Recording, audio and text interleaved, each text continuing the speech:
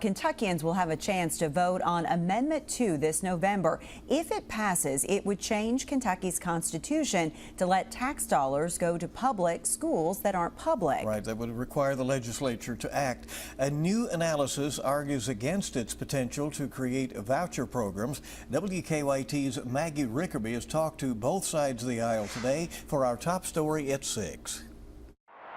In their analysis, the Kentucky Center for Economic Policy said in 2023, public school teachers in states with voucher programs made less on average than in states without.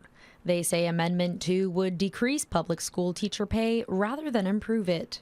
That money is going to come out of the public school budget. So when districts have less money, how can they raise teacher pay? I mean, the math doesn't add up. Bailey says not only would the amendment take away resources from public schools, it would overturn a large portion of the state constitution. There can be huge consequences, negative consequences for our rural communities, for the vast majority of kids, 90% who attend public schools. Supporters of Amendment 2, like Gus LaFontaine, founder of LaFontaine Preparatory School, says if the amendment passes, it's not a direct ticket to voucher programs. He says those decisions lie with Kentucky legislators. Amendment 2 is simply the first step to have a conversation, a larger conversation about does school choice work in Kentucky? LaFontaine argues public school teachers will not lose their jobs because there is a need for them.